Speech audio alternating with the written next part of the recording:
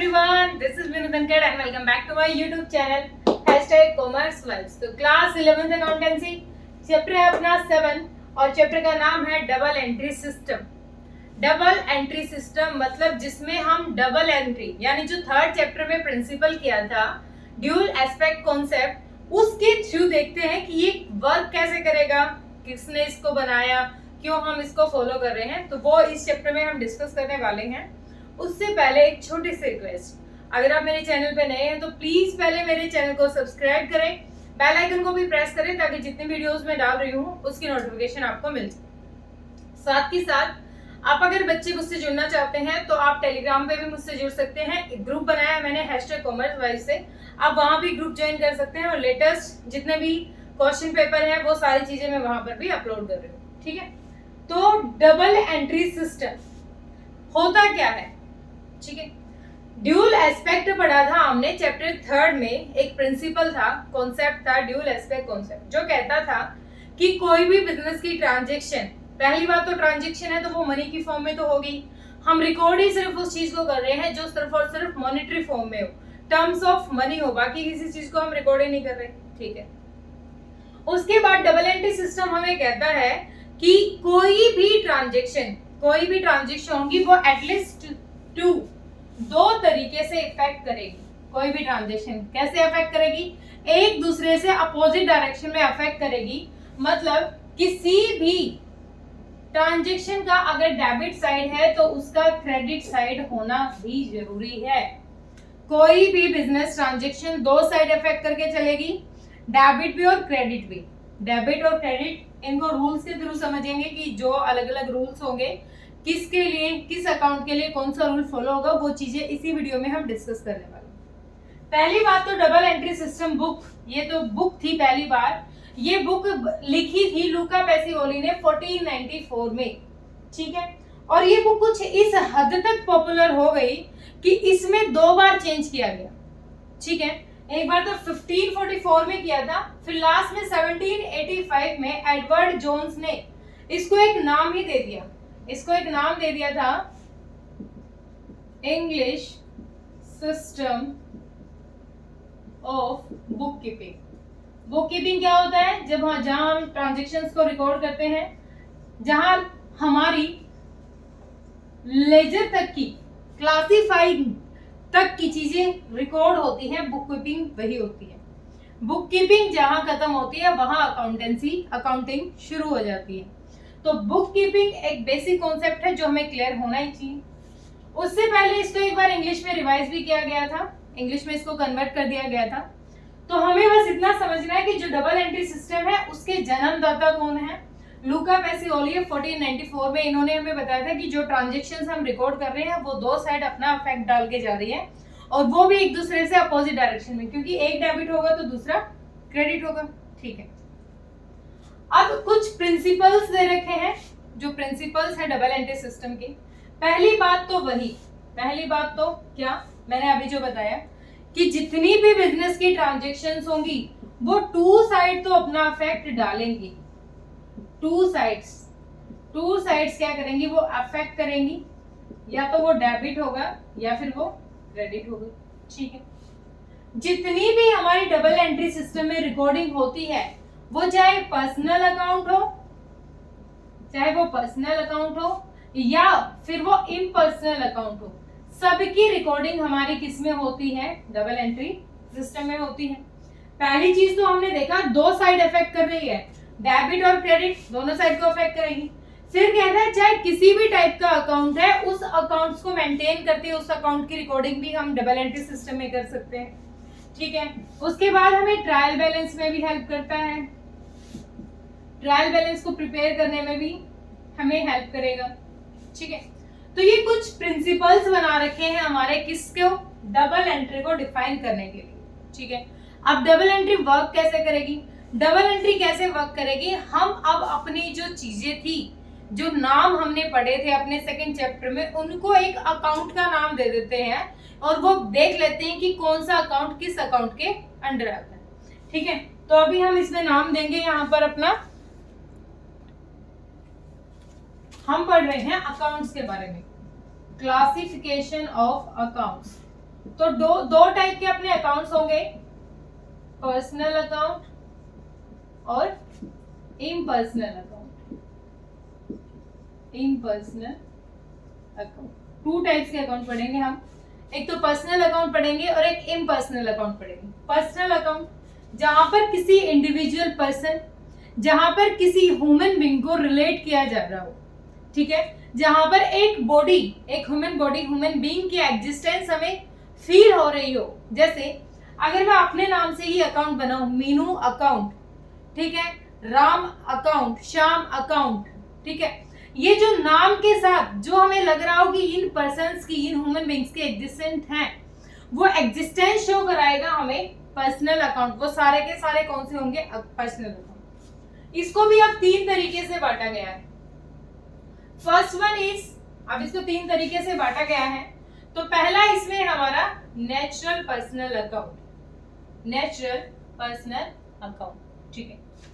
Second इसी में हमारा है आर्टिफिशियल पर्सनल अकाउंट। और थर्ड है जो सबसे ज्यादा इंपॉर्टेंट है हमारा रिप्रेजेंटेटिव पर्सनल अकाउंट, ठीक है।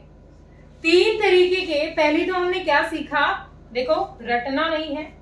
पहले हमने सीखा कि अकाउंट्स को जब क्लासिफाई कर रहे हैं तो अकाउंट्स को क्लासिफाई किया हमने टू टाइप्स में, पर्सनल, इम्पर्सनल। पर्सनल जिसमें हमें किसी पर्सन की फील आ रही हो कि जो ये अकाउंट्स हम प्रिपेयर करेंगे उसमें किसी ना किसी ह्यूमन बीइंग का इंटरफेयर हमें दिख रहा हो, उसकी एग्जिस्टेंस हमें लग रही हो। इम्पर्सनल जहां पे पर्सन के बारे में कुछ बात ना की गई, ठीक है। पर्सन को भी तीन तरीके से बांट दिया, नेचुरल, आर्टिफिशियल, रिप्रेजेंटेटिव। अब नेचुरल तो हमें पता चल रहा है, अब जैसे मैं हूं नेचुरल बीइंग्स, मतलब जो ह्यूमन बीइंग्स है, जहां पर एक पर्टिकुलर वर्ड ऐसे ही दिया हो, जैसे राम्स अकाउंट, ये एक नाम दे दिया राम्स अकाउंट, ये क्या है? नेचुरल है, ठीक है। आर्टिफिशियल किसी का नाम ऐसे नहीं, देखो ग्रुप ऑफ पर्सन तो वहां भी काम करेंगे। अब अगर मैंने यहाँ पर काम दे दिया ए लिमिटेड, एक कंपनी का नाम लिख दिया मैंने यहाँ पर ए लिमिटेड, तो उस कंपनी को भी तो कौन, मतलब उस कंपनी में डिफरेंट टाइप नहीं sorry group of people work कर रहा है, वो भी एक बॉडी कॉर्पोरेट तो है, एग्जिस्टेंस तो उसकी भी है, लेकिन वो ह्यूमन बीइंग की तरह नहीं है। उसका लीगली एक एग्जिस्टेंस है, उसका एक नाम रखा गया है जिसमें इसके अंदर काम तो पीपल ही करेंगे यहाँ पर, लेकिन यहाँ पर हमें एग्जिस्टेंस शो हो रहा था कि हाँ एक ह्यूमन बीइंग ही है, एक इंसान की फील आ रही है कि यहाँ पर कोई इंसान है, तो नेचुरल नाम दे दिया।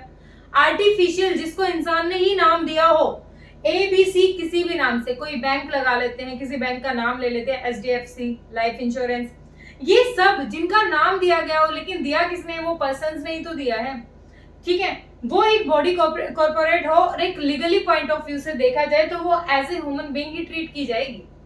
इसके भी ऐसे अकाउंट्स प्रिपेयर किए जाएंगे, इसमें भी लॉस होंगे, ठीक है। उसके बाद है रिप्रेजेंटेटिव, सबसे जो अच्छा पॉइंट होता है वो रिप्रेजेंटेटिव। यहाँ पर हम रिप्रेजेंट कर रहे हैं किसको? यहाँ पर ग्रुप ऑफ पर्सन्स भी कह सकते हैं। सपोज करो कुछ एम्प्लॉयज ऐसे थे जिनकी सैलरी हमने नहीं दी है, ठीक है, अब सैलरी नहीं दी है, या फिर कुछ एम्प्लॉयज ऐसे हैं जिनको एडवांस में सैलरी दे दी, तो ग्रुप ऑफ पर्सन है वहां पर। अब एक एक का नाम तो नहीं लिखेंगे, उसको सैलरी नहीं दी, उसको नहीं दी, उसको नहीं दी, हमने एक नाम डाल दिया, हमने लिख दिया आउटस्टैंडिंग सैलरी, हमने डाल दिया आउटस्टैंडिंग सैलरीज, मैंने आउटस्टैंडिंग सैलरी डाल दिया, मैंने प्रीपेड एडवांस में जो पे कर दिया है प्रीपेड सैलरी डाल दी, ठीक है। इंटरेस्ट एक्रूड दिखा दिया, जो इंटरेस्ट है वो कमा लिया, मिला नहीं है, एक्रूड ACCRUED एक्रूड, ठीक है, accrued. Prepaid, advance, outstanding, accrued, ये नाम जहां दिख जाए वहां समझ जाना किसकी बात हो रही है? रिप्रेजेंटेटिव पर्सनल अकाउंट की बात हो रही है, ठीक है। इससे रिलेटेड क्वेश्चन आएंगे, ज्यादा अच्छे से वहां कवर हो जाएगा, ठीक है। अब जो सेकंड आया है, सेकंड है अपना इम्पर्सनल अकाउंट। इम्पर्सनल को दो पार्ट्स में डिवाइड कर दिया गया है, first one is real account and second is nominal account. ठीक है। रियल अकाउंट, रियल अकाउंट को अगेन 2 पार्ट्स में डिवाइड कर दिया गया है। First one is tangible, tangible real account, intangible, intangible real, tangible. Tangible क्या होता है? जिसको टच भी कर सकते हैं, जिसको सी भी कर सकते हैं, देख भी सकते हैं, छू भी सकते हैं। एग्जांपल लेते हैं फर्नीचर, ये हमारी एसेट है, इसको देख भी रहे हैं, छू भी रहे हैं। कैश, मशीनरी, जितने भी हमारी एसेट्स हैं जिनको हम देख सकते हैं और छू भी सकते हैं, वो सारी की सारी क्या हो जाएंगी? टेंजिबल। इनटेंजिबल, जिनको ना तो हम देख सकते हैं, कैनॉट सी एंड टच, ना तो देख सकते हैं ना छू सकते हैं, है तो ये भी एसेट्स। कौन कौन सी? Goodwill, patents, copyright.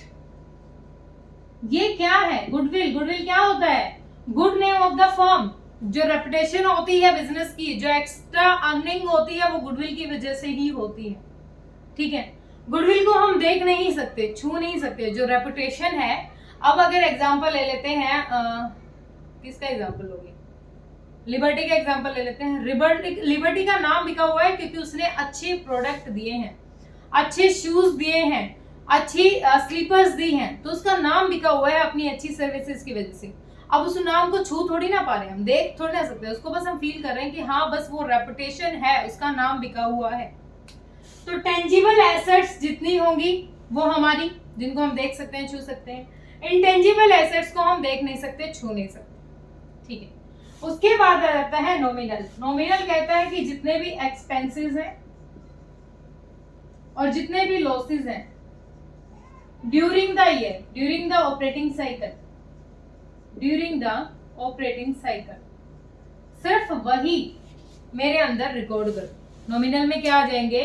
With in the year कहो, ऑपरेटिंग साइकिल के बीच का टाइम कहो, 1 अप्रैल टू 31 मार्च के बीच के टाइम में जितने भी हमारे एक्सपेंस होंगे, जो लॉसेस होंगे, ठीक है, वो हम किस में रिकॉर्ड कर रहे हैं? नॉमिनल।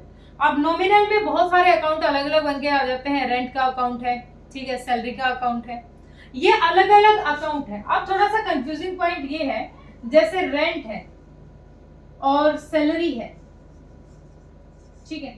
अब ये सैलरी और रेंट एक एक्सपेंस और एक इनकम है, लेकिन इस रेंट के आगे आउटस्टैंडिंग लगा देती हूं तो ये हमारा नॉमिनल नहीं है, ये हमारा रिप्रेजेंटेटिव अकाउंट बन जाता है। ठीक है, ये हमारा पर्सनल में आ जाएगा। अगर इसके आगे कुछ सफिक्स या फिर प्रेफिक्स लगा देते हैं, कुछ उपसर्ग प्रत्यय इनके आगे या पीछे जोड़ दिए जाए तो इनका मतलब ही बदल जाता है। ठीक है, जैसे इंटरेस्ट है, अगर सिंपल इंटरेस्ट लिख रखा है तो नॉमिनल अकाउंट के अंदर आ जाएगा, लेकिन इंटरेस्ट एक्रूड दिखा दिया तो इंटरेस्ट एक्रूड क्या है? पीछे एक नाम जुड़ गया है, तो वो हो जाएगा हमारा रिप्रेजेंटेटिव पर्सनल अकाउंट।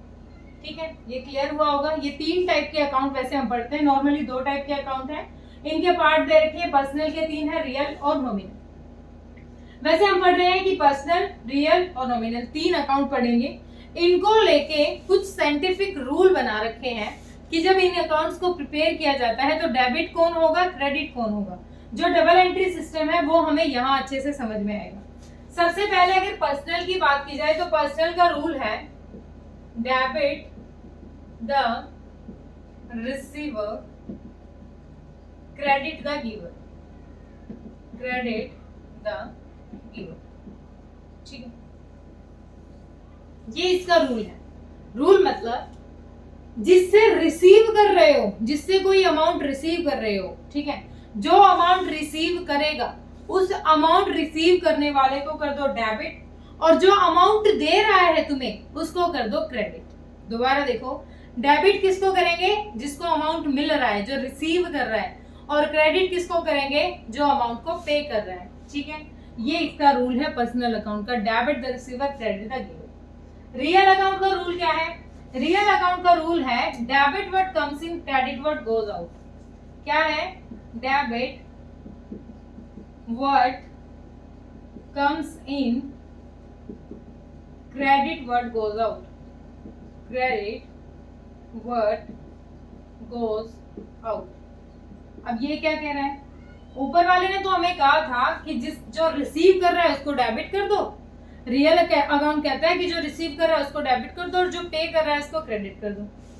अब रियल अकाउंट का रूल क्या कहता है कि जो आ रहा है उसको डेबिट कर दो, जो जा रहा है उसको क्रेडिट कर दो। सपोज करो मशीनरी खरीदी है हमने, मशीन हमारे पास आई तो मशीन को कर देंगे डेबिट, कैश चला गया कैश को कर देंगे क्रेडिट। तो अपोजिट डायरेक्शन में हर ट्रांजेक्शन क्या हो रही है, अफेक्ट हो रही है, कोई डेबिट होगी तो क्रेडिट है। एक लाइन हमेशा याद रखनी है, every debit has a credit side and every credit has a debit side. Her credit का डेबिट भी होगा और हर डेबिट का क्रेडिट भी होगा, ठीक है। ये रियल का रूल था। अब आगे है नॉमिनल का। नॉमिनल कहता है हमें debit all expenses and losses and credit all income and gains। जितने भी आपके खर्चे हैं उनको डेबिट कर दो, लॉस है उनको डेबिट कर दो, और जितने भी इनकम है उनको क्रेडिट कर दो। सपोज अगर हमने रेंट पे किया है तो डेबिट हो जाएगा और रेंट रिसीव कर रहे हैं तो क्रेडिट हो जाएगा, ठीक है। ये 3 रूल हैं, इन 3 रूल को याद कर लिया तो पूरी 11th 12th में तुम्हें कहीं प्रॉब्लम नहीं आएगी। दोबारा देखो, पर्सनल कह रहा है हमें debit the receiver credit the giver. जो रिसीव कर रहा है उसको डेबिट कर दो, जो पेमेंट कर रहा है उसको क्रेडिट कर दो। रियल कहता है जो आ रहा है, डेबिट वर्ड कम्स इन, जो आ रहा है उसको डेबिट कर दो, जो जा रहा है उसको क्रेडिट कर दो। नॉमिनल कहता है जितने भी एक्सपेंसेस लॉसेस है उनको आप डेबिट करो और जितनी भी इनकम और गेन्स है उनको आप क्रेडिट करो, ठीक है। होप ये टाइप्स ऑफ अकाउंट समझ में आया होगा अच्छे से। उसके बाद आगे भी कुछ चीजें दे रखी हैं, वो भी इसी वीडियो में डिस्कस करेंगे क्योंकि एक चैप्टर की एक वीडियो इनफ होती है, ठीक है। बार बार आपको ढूंढना नहीं पड़ेगा। तो एक बार मैं इसको रब कर लेती हूँ और आगे कॉन्सेप्ट करेंगे फिर अपना। अब हम पढ़ेंगे स्टेजेस या फिर पार्ट्स कहें या फिर स्टेजेस कहें डबल एंट्री सिस्टम की, कि कौन कौन सी स्टेजेस हैं, कैसे कैसे वर्क करेंगे। अब हमें पता चल गया कि ड्यूल एस्पेक्ट काम कर रहा है, डबल एंट्री सिस्टम से काम होगा, डेबिट और क्रेडिट 2 साइड होंगी। तो सबसे पहले जब हम रिकॉर्डिंग करते हैं, वो रिकॉर्डिंग करते हैं हम जर्नल में। एक बड़ी सी बुक होगी हमारे पास जर्नल, उसमें हम सारे की सारी ट्रांजेक्शन रिकॉर्ड करेंगे, चाहे वो क्रेडिट जा रही है डेबिट के जा रही है, दोनों साइड हमारी किसी में आती है, जर्नल में आती है। वो पूरी रिकॉर्डिंग करेंगे नरेशन के साथ। सबसे पहली बार जब चीजें रिकॉर्ड होती हैं वो जर्नल में ही रिकॉर्ड होती है, ठीक है। जर्नल में रिकॉर्ड होने के बाद वो क्लासिफाइंग होंगी। क्लासिफिकेशन होती है किसमें, लेजर में। लेजर मतलब सेम टाइप की जो चीजें होती हैं, लेजर स्पेलिंग गलत लिख दी शायद मैंने, लेजर जो सेम नेचर की चीजें हैं, सेम नेचर लाइक जो राम का अकाउंट बनाया था, जो बैंक अकाउंट बनाया था, जो कैश अकाउंट बनाया था, जो परचेज अकाउंट था, सेल्स अकाउंट था, परचेज रिटर्न था, सेल्स रिटर्न था, वो सारे के सारे जो अकाउंट्स बनाए थे हमने अलग अलग अकाउंट, वो होता है हमारा लेजर। और जब जर्नल से लेजर में हम चीजों को डाल रहे होते हैं ना, ट्रांसफर कर रहे होते हैं, तो उस प्रोसेस को कहते हैं पोस्टिंग। क्या कहते हैं, पोस्टिंग। वो प्रोसेस होती है जो जर्नल से लेजर में किया जाता है पोस्ट, वो प्रोसेस होती है पोस्टिंग, ठीक है। अब हमने लेजर बना लिया, अलग अलग चीजों को उठा के अलग अलग जो नेचर की चीजें थी उनको सेम नेचर में इकट्ठा रख लिया। सपोज करो परचेज अकाउंट बनाया था और जितनी भी टोटल हमारी परचेज थी उनको हमने रिकॉर्ड कर रखा था। यहाँ पर जितने भी सेल्स थे, सेल्स को टोटल जितनी भी चीजें थी हमने सबको यहाँ पर लेजर में रिकॉर्ड कर रखा था, ठीक है। अब लेजर में रिकॉर्ड करने के बाद यहाँ पर जो टोटल अमाउंट आ गया उसकी एक लिस्ट बना लेते हैं, समरी एक लिस्ट बना लेंगे। उस लिस्ट में जितनी भी आइटम्स होंगे उनको क्रेडिट साइड वाली को क्रेडिट, डेबिट साइड वाली को डेबिट में लिस्ट बना देते हैं, ठीक है। लिस्ट बना दी। उस लिस्ट में लास्ट में दोनों साइड का बैलेंस इक्वल आना जरूरी होता है। अगर इक्वल आ गया दोनों साइड का अमाउंट डेबिट और क्रेडिट का, इसका मतलब प्रूव हो गया है कि हमारी जो ट्रांजैक्शंस हमने जो रिकॉर्ड की हैं वो बिल्कुल ठीक है, ठीक है। और ये जो लिस्ट बनती है ना जहां डेबिट और क्रेडिट दोनों साइड को इक्वल करते हैं, इस लिस्ट को कहते हैं हम ट्रायल बैलेंस। जिसमें सारी ऊपर से फाइनल जो अमाउंट आता है लेजर से, सबका जो अलग अलग अमाउंट आता है, फाइनल जो अमाउंट आता है उसको यहाँ रिकॉर्ड कर दिया जाता है। और यहाँ पर दोनों साइड हमारी इक्वल आनी जरूरी है, ठीक है। अब ये इक्वल आ गई ट्रायल बैलेंस से। ट्रायल बैलेंस की हेल्प से बनाते हैं हम trading and PNL, trading account, जिससे मिलता है हमें gross profit and gross loss. फिर बनाएंगे profit and loss account, profit and loss account. इससे मिलेगा हमें नेट प्रॉफिट और नेट लॉस, जो बताता है किसी भी इंस्टीट्यूशन की, किसी भी कंपनी की फाइनेंशियल परफॉर्मेंस किससे पता चलेगी, प्रॉफिटेबिलिटी किससे पता चलेगी, प्रॉफिट एंड लॉस से, कि वो किस तरीके से परफॉर्म कर रहे हैं।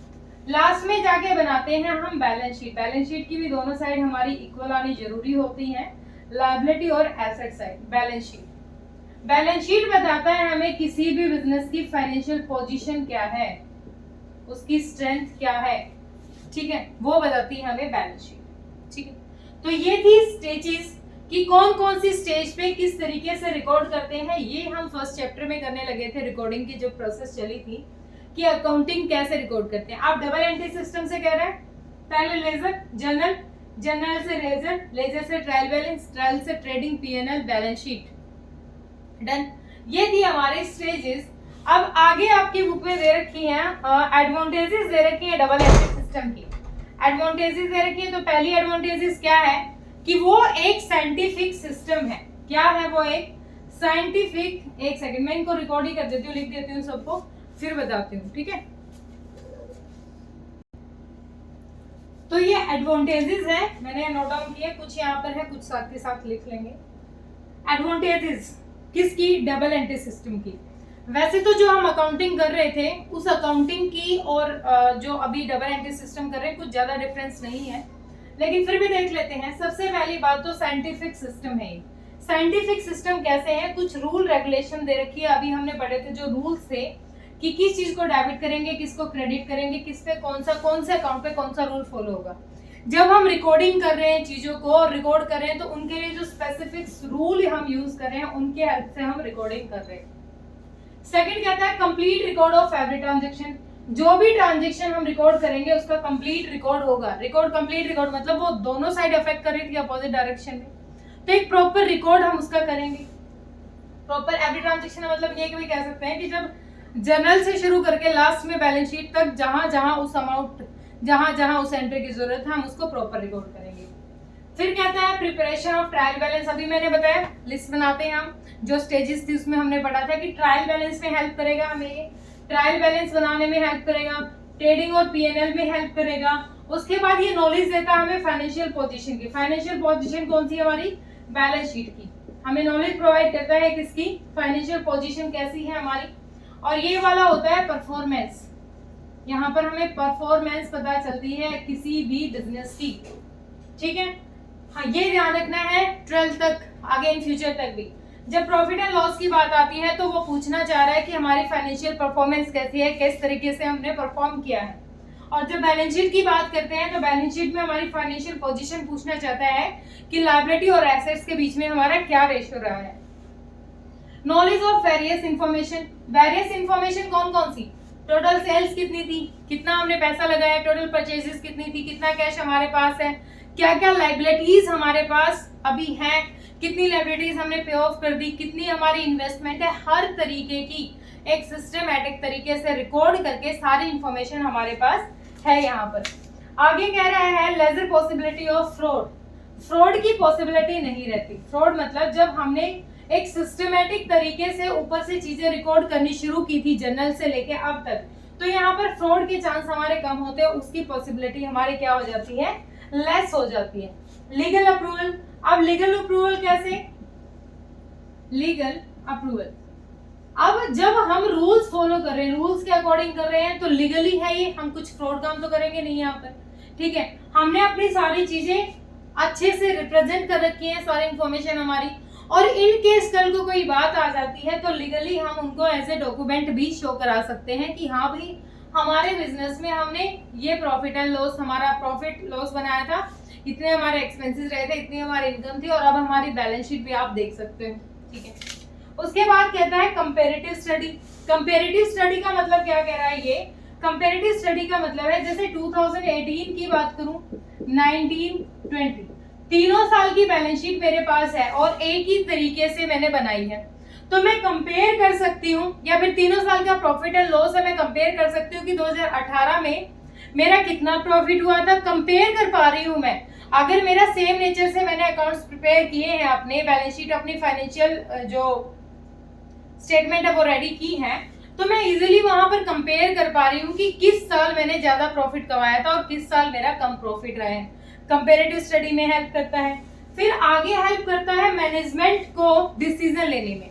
मैनेजमेंट को डिसीजन लेने में कैसे हेल्प करेगा? सपोज करो ये मैंने पीएनएल बनाया और यहाँ पर प्रॉफिट आया मेरा 10 लाख रुपए का, ठीक है।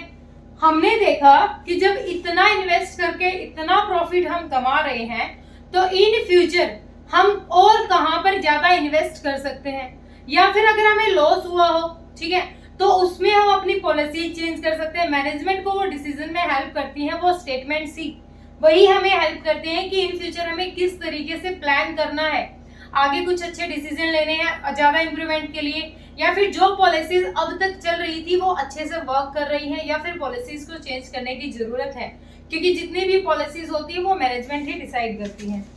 आगे कह रहा है suitable for all type of businessman. हर तरीके के बिजनेसमैन के लिए डबल एंट्री सिस्टम सुटेबल है, क्योंकि जितने भी बिजनेसमैन होंगे वो एक सिस्टमेटिक तरीके से ही अपनी जो ट्रांजैक्शंस हैं उनको रिकॉर्ड कर रहे हैं, और वो उनको एक सिस्टमेटिक तरीके से रिकॉर्ड कर रहे हैं, तो उन सब के लिए ये सुटेबल है, क्योंकि यहाँ पर ये कह रहा है कि एक कंप्लीट सिस्टमेटिक रिकॉर्ड है, किसी भी ट्रांजैक्शन को स्किप नहीं किया जाता है, ठीक है। ये थी एडवांटेजेस। अब आगे कुछ डिसएडवांटेजेस दे रखी हैं, इसी में कवर कर लेती हूँ मैं, थोड़ा सा यहाँ से रब कर देती हूँ। डिसएडवांटेजेस क्या होती हैं? अब अगर किसी चीज का फायदा है तो नुकसान भी होगा, ठीक है। इसको सीख लेते हैं हम कुछ इस तरीके से, 4 तरीके की इसमें हम डिसएडवांटेजेस समझेंगे। हम इसमें पढ़ेंगे एरर्स के बारे में। डिसएडवांटेजेस में हम पढ़ रहे हैं डिसएडवांटेजेस, इसमें पढ़ेंगे एरर्स। 4 तरीके के एरर्स यहाँ पर हैं, ठीक है। ये अकाउंट बना लेती हूँ मैं साथ के साथ, यहाँ पर ये पीएनएल ही लिख लेती हूँ, चलो पीएनएल अकाउंट बनाया मैंने यहाँ। सबसे पहली चीज तो क्या, किसी भी जनरल जो एंट्री थी या जो क्या था, हाँ, कोई भी ट्रांजैक्शन थी उसको रिकॉर्ड करना ही भूल गई। यहाँ पर 40,000 रुपए रिकॉर्ड करने थे, मैंने कुछ खरीदा था, रिकॉर्ड ही करना भूल गई, ठीक है।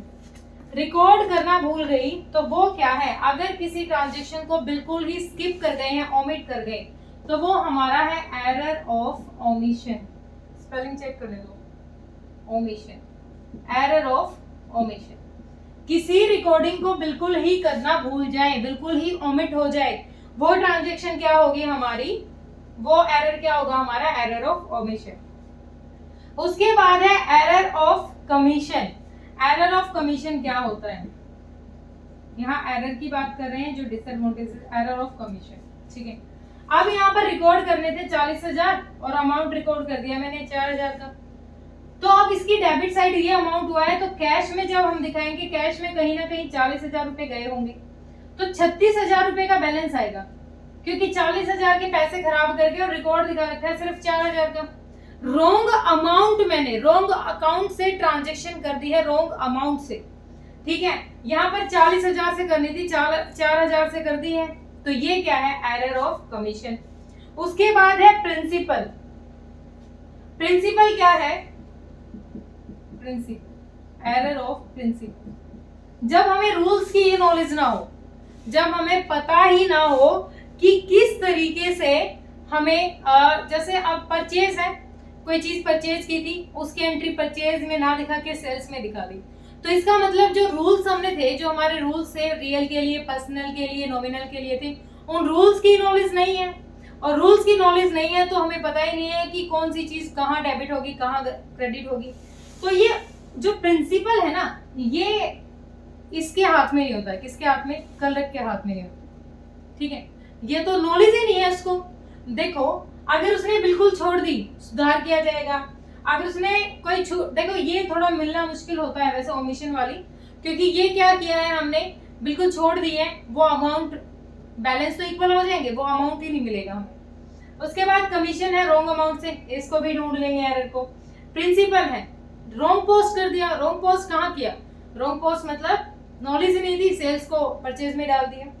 आगे है compensating error, one error is cancelled.